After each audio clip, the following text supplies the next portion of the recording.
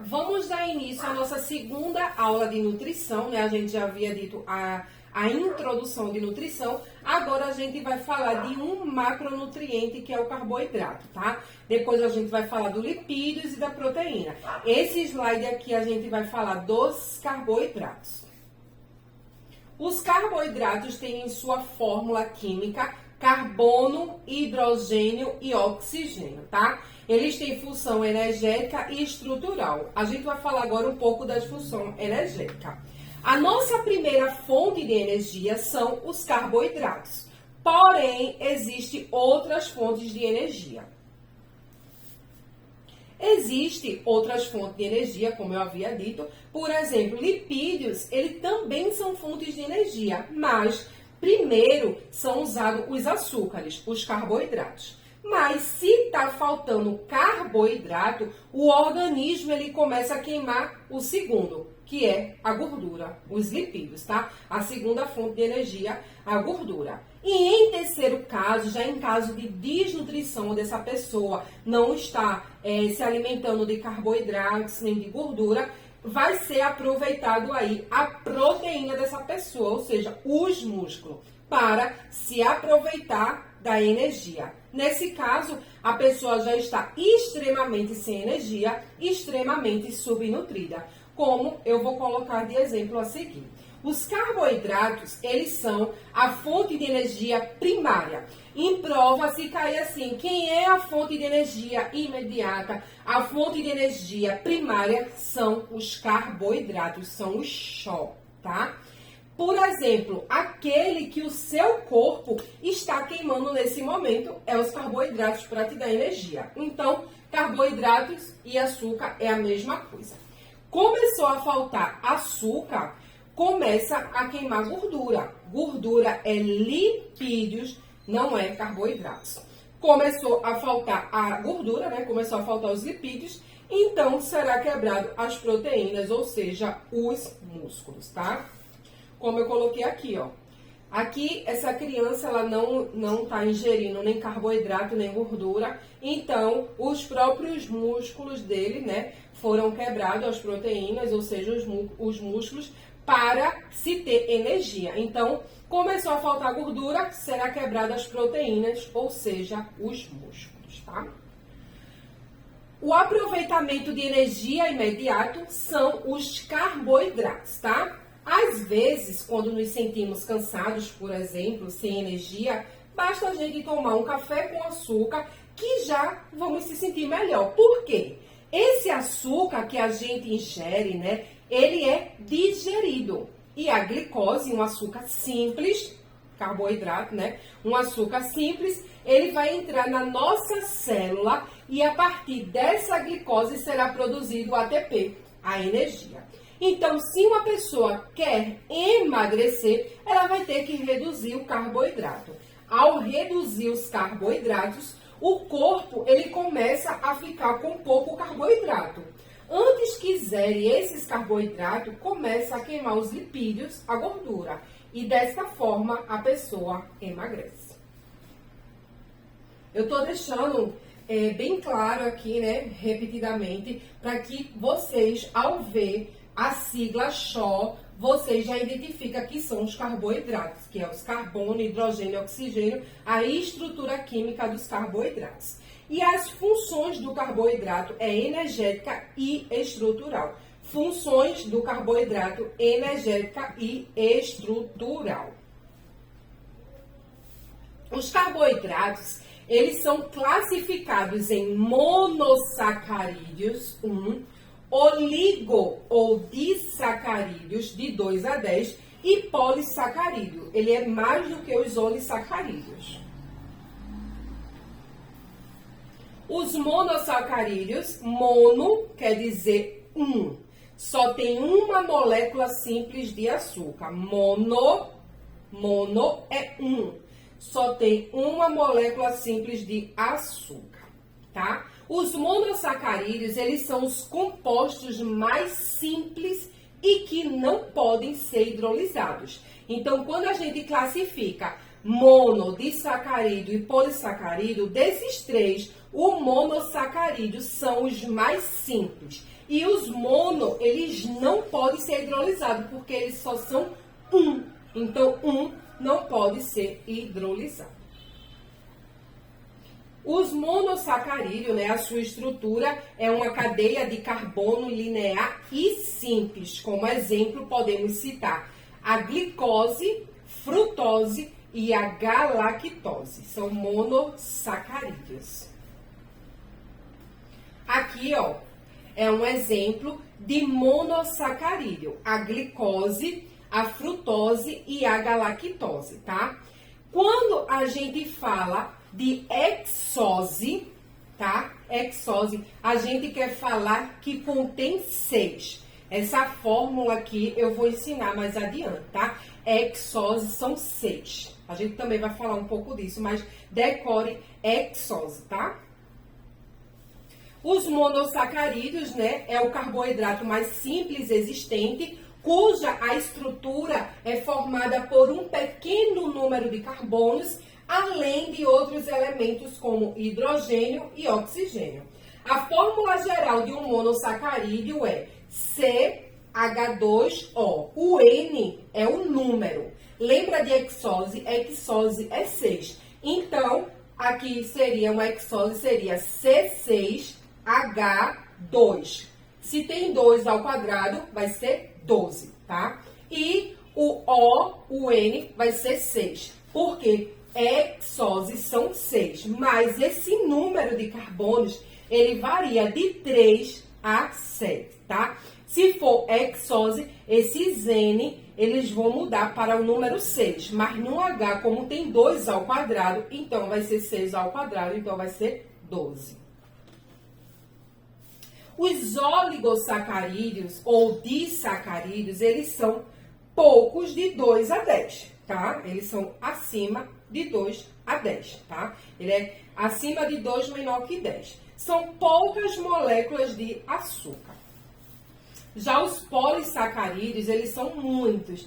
Ele é mais de 10, ele chega a 20, eles são mais, eles são complexos. Agora eu quero que você entenda a base de como surgem os carboidratos, tá? As plantas, através do processo de fotossíntese, sintetiza carboidratos, tá? Em especial, a celulose e o amido, tá? A fotossíntese, ela vai fazer o quê? Sintetizar carboidratos, em especial a celulose e o amido, tá? É um metabolismo animal na fotossíntese que vai acontecer os carboidratos, tá? Eles são formados principalmente por, lembra, CHO, carbono, hidrogênio e oxigênio. A classificação em função de seu peso molecular, onde esse N aqui, ele representa o número de unidades monoméricas. N é o número de unidades monoméricas. Então, aqui, ó, os carboidratos, eles são classificados em monossacarídeo 1, oligosacarídeos, ele é maior que 2 e menor que 20, e os polissacarídeos, eles têm que ser maior que os disacarídeos e pode ser maior que 20. Agora, a gente vai entender um pouquinho mais dos monossacarídeos. Os monossacarídeos, eles são carboidratos, como eu havia dito, mais simples, dos quais derivam todas as outras classes. E os mono, como eu já havia dito também aqui, refrisando, que eles não podem ser hidrolizados a açúcares menores, porque ele é composto apenas por um açúcar. Podem, né? Quando eu falei de hexose, ó, aqui embaixo, ó, eles podem ter de 3 a 7 átomos de carbono. No entanto, os mais importantes na nutrição humana é o hexose. Lembra lá que tem CHO, aquele Nzinho que fica, a gente vai trocar por 6 quando se trata de hexose, tá? E o H, que tá lá, H2, que é ao quadrado, vai ser 6 vezes 2, que é igual a 12. Então, ficaria CHO, C6H 12 e O6. E essa seria a formulazinha da hexose. Agora vamos falar do oligosacarídeo, tá? Ele é maior que 2 e menor que 20. Eles também podem ser chamados de disacarídeos, tá? A importância nutricional e eles diferem entre si pelos monossacarídeos que os constituem, tá? Esses aqui, ele tem uma importância nutricional, eles diferem entre si, os monossacarídeos que os constituem, ou seja, os olissacarídeos, eles são constituídos de monossacarídeos. Então, os disacarídeos, como eu havia dito, eles podem, né, ou disacarídeos ou oligosacarídeos, quando eles são formados a glicose com a frutose, vai ocorrer a sacarose. Quando tem a glicose mais a galactose, vai ocorrer a lactose. Se tiver glicose e glicose, a maltose. Eu quero que vocês aqui estudem bastante. A glicose mais a frutose, sacarose. A glicose mais galactose, lactose. Glicose mais glicose, maltose. Agora a gente vai falar da sacarose, né? Que a gente acabou de ver ali. A sacarose, usualmente, é chamada daquele açúcar de mesa, aquele açúcar que fica em cima da mesa. As principais fontes de sacarose é a cana-de-açúcar e a beterraba.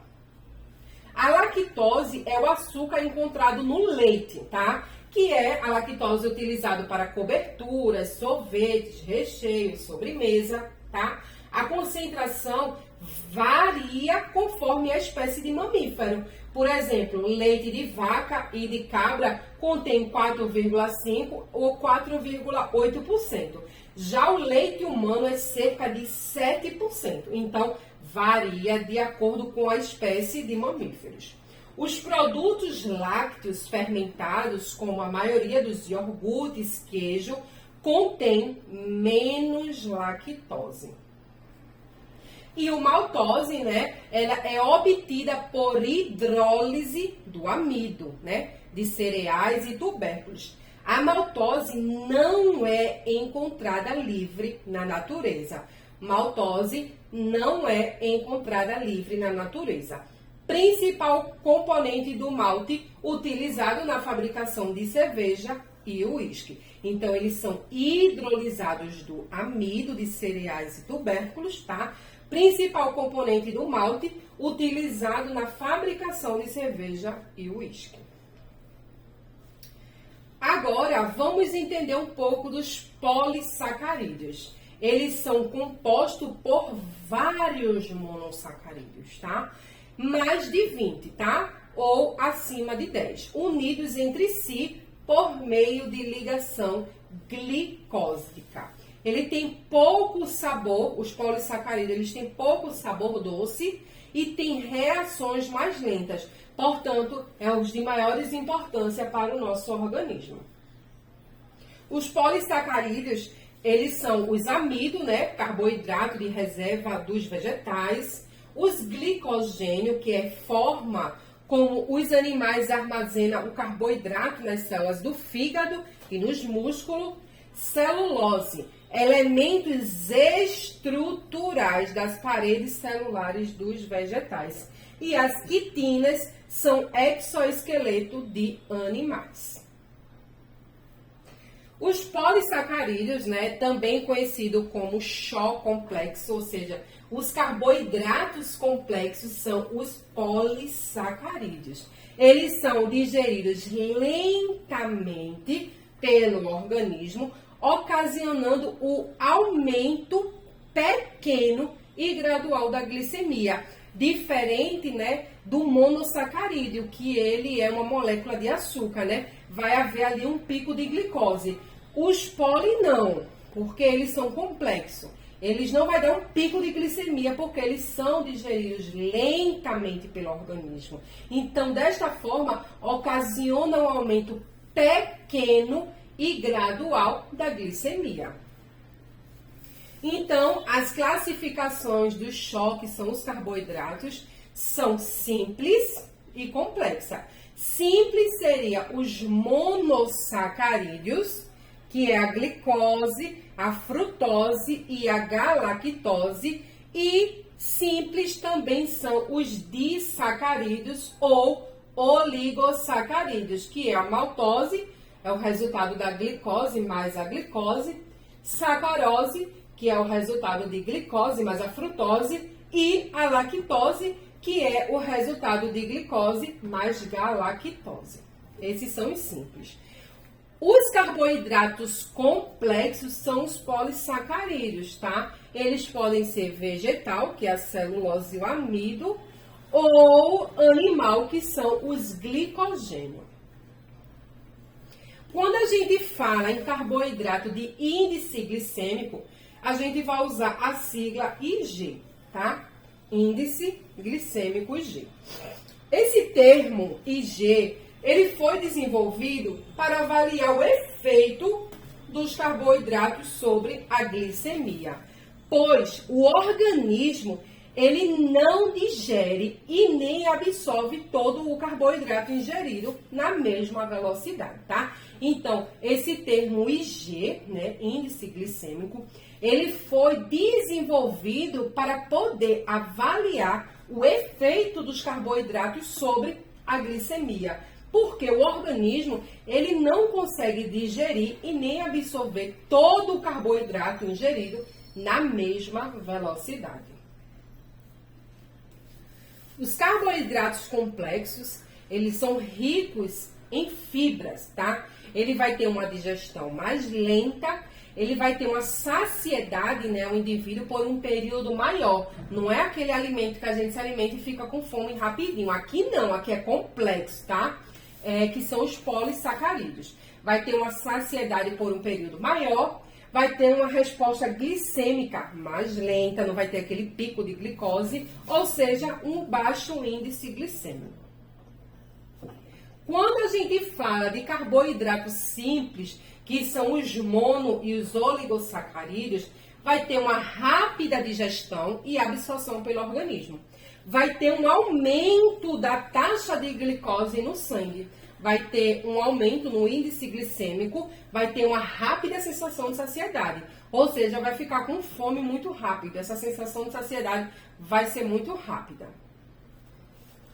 Agora, em prova, né, vai cair quais são as fontes de carboidrato, tá? As fontes de carboidrato podem ser carboidratos simples, que são o mel, né, açúcar puro, carboidrato, a gente lembra de açúcar.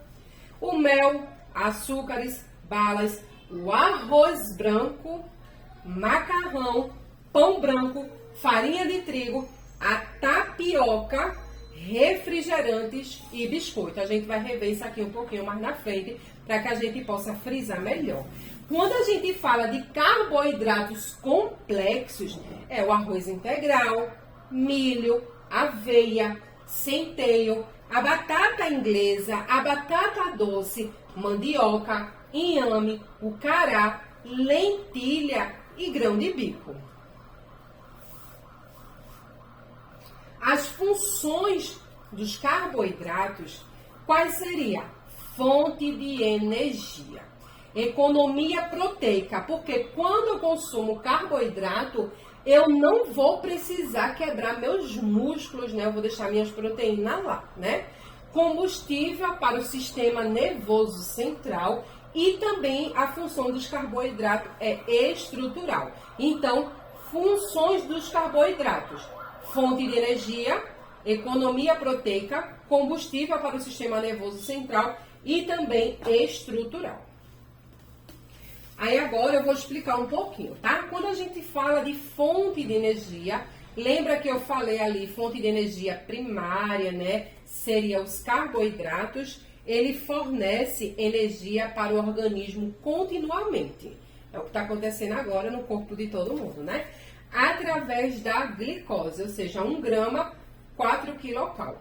Quando a gente fala de economia proteica, é porque ajuda a preservar as proteínas dos tecidos. A gente vai permanecer ali com nossos músculos, tá? E baixa reserva de carboidrato vai ter que utilizar as proteínas como fonte energética, como aquela foto do menino bem magrinho. Se você tem uma baixa reserva de carboidratos, será utilizado as proteínas como fonte energética, tá? E, muito importante, né, o combustível para o sistema nervoso central, porque esse nutriente ele é exclusivo para o sistema nervoso central. Se você tem uma hipoglicemia, você vai ter risco para o sistema nervoso central. E aqui, quando a gente fala de estrutural, a gente fala da celulose, né? As paredes celulares dos vegetais, exoesqueleto dos artrópodes. Então, fonte de energia, economia proteica, combustível para o sistema nervoso central e estrutural.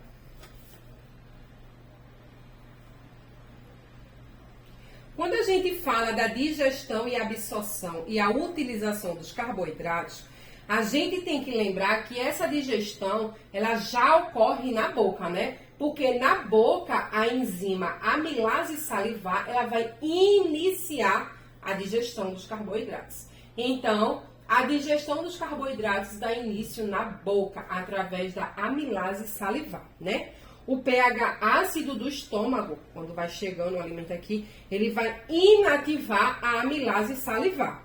E o pâncreas, ele vai liberar a amilase pancreática, tá? Então, vai mudando os tipos de enzima, né?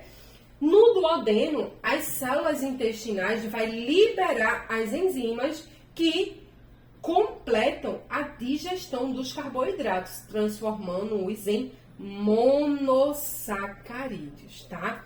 Os monossacarídeos são absorvidos pelas células intestinais por meio de transporte ativo ou difusão simples. A utilização, né? A glicose, ela vai se transformar em glicogênio ou gordura. Quando a glicose é em excesso, ela vai se transformar em gordura, né? Em glicogênio muscular ou hepático, tá? Vai ser utilizado. Mas, se uma pessoa está com deficiência de carboidratos, creio que isso aqui também vai cair na prova, vai sentir o quê? Dores de cabeça, debilidade, tonturas e magreza. Eu coloquei aqui, ó, deficiência de carboidratos, DDTM. Dores de cabeça, debilidade, tonturas e magreza.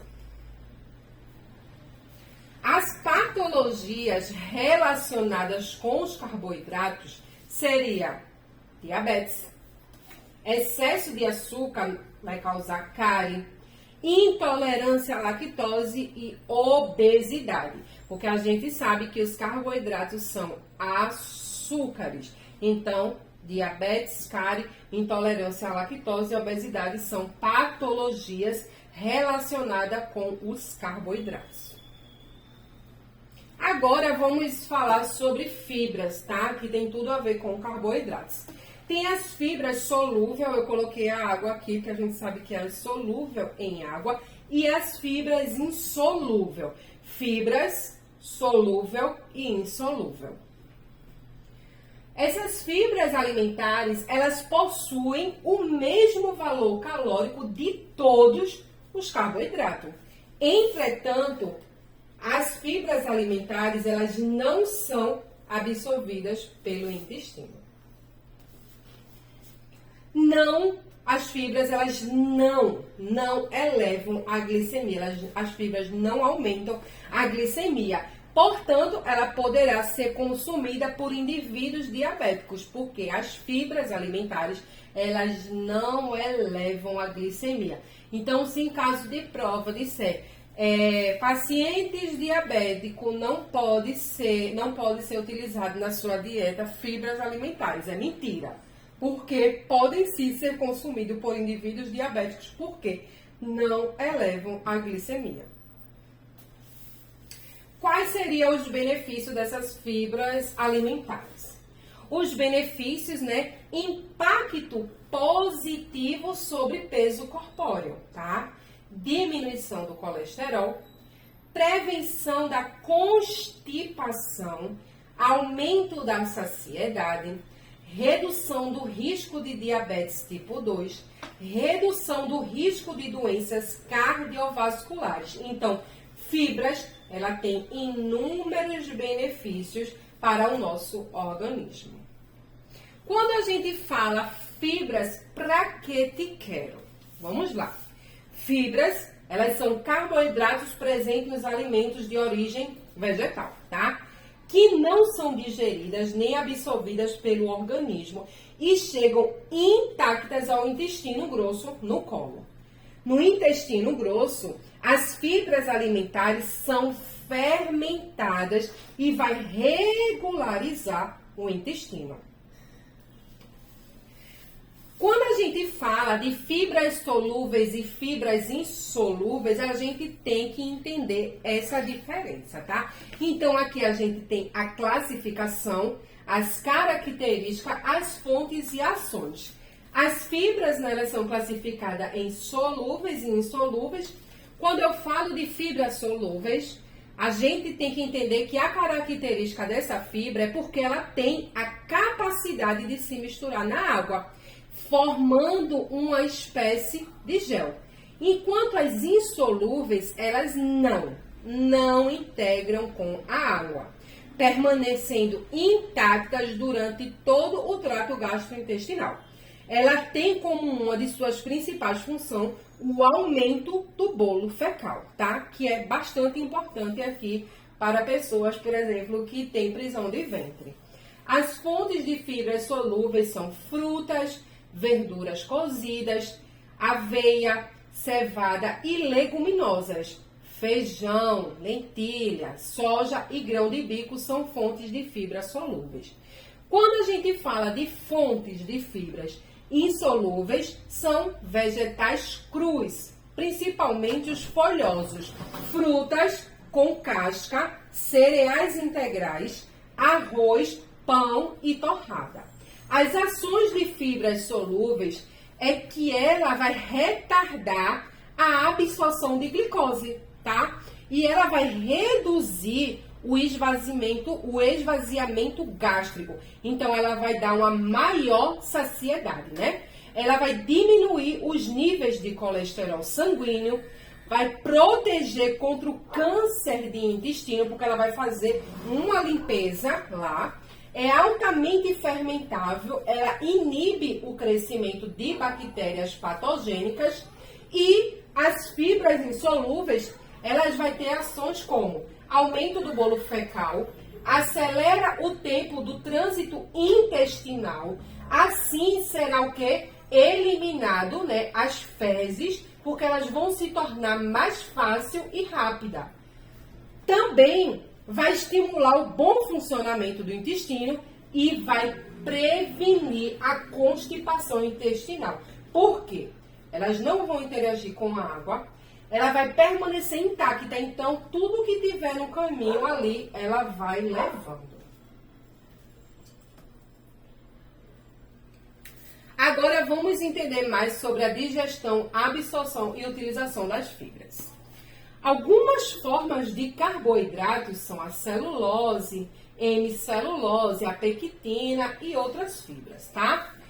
Elas, quando se trata de fibras, não podem ser digeridas pelos seres humanos, pois nem a amilase salivar e nem a pancreática, ela possui a capacidade de quebrar as ligações que unem esses açúcares constituintes.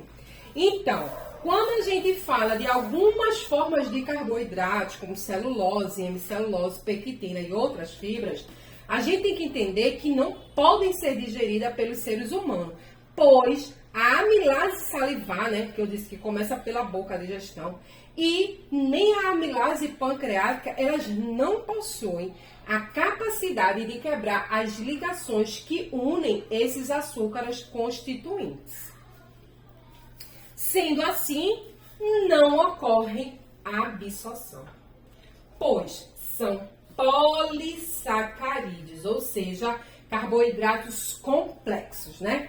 Que devem ser simplificados, quebrados para serem absorvidos pelo organismo. Esses carboidratos, eles passam relativamente inalterados para o cólon, sendo parcialmente fermentados pelas bactérias do cólon.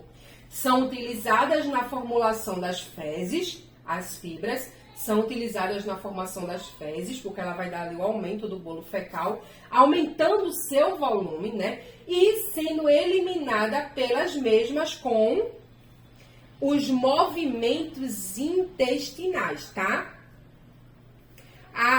Aquele paciente, aquela pessoa que tem deficiência de fibra alimentar, ela vai ter o quê?